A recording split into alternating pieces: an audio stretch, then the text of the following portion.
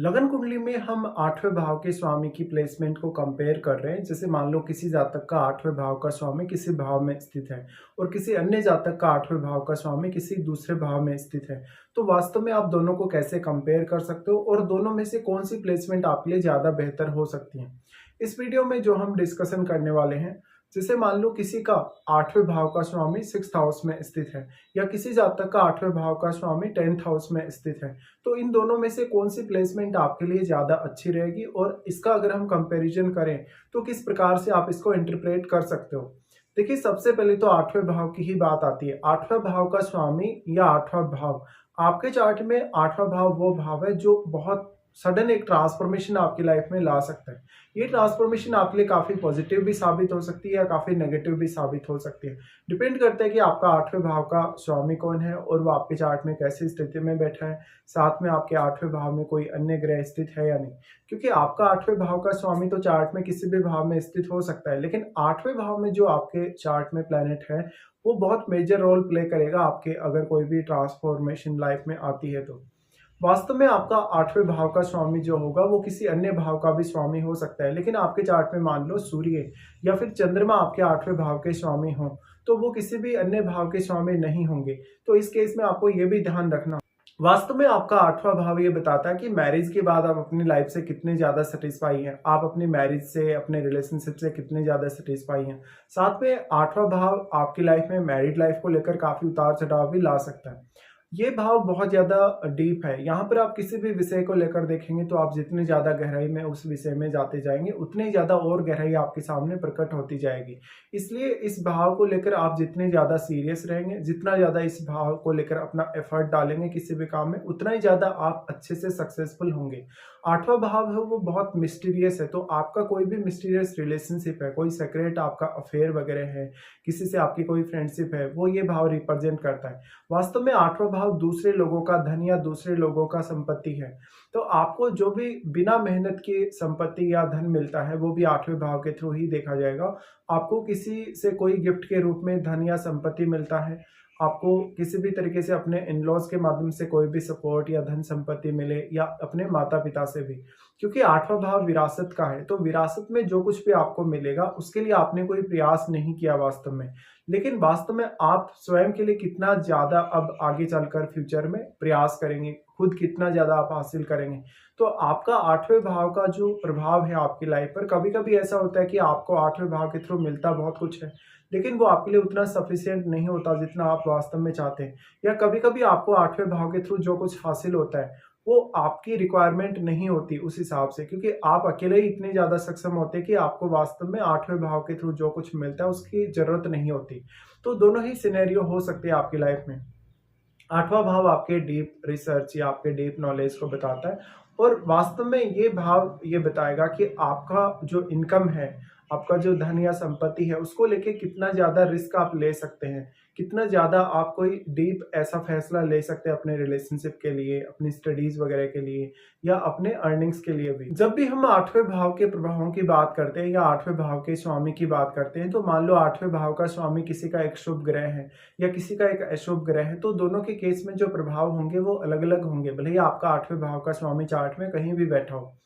तो सबसे पहली प्लेसमेंट जो हम इस वीडियो में डिस्कशन में ला रहे हैं, जैसे मान लो किसी का 8th लॉर्ड 6th हाउस में है, तो अब आपके आठवें भाव से जुड़ी हुई जो क्रियाएं हैं वो आपकी डेली लाइफ में शामिल हो सकती हैं।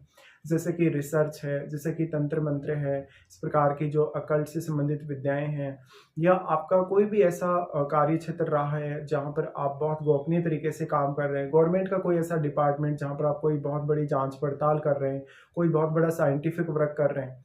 आठवें भाव के द्वारा जब भी आपका अगर कोई भी प्रोफेशन रिप्रेजेंट होगा तो उसमें आपको हमेशा ज़्यादा समय लगाना पड़ेगा, ज़्यादा एफर्ट भी लगाना पड़ेगा।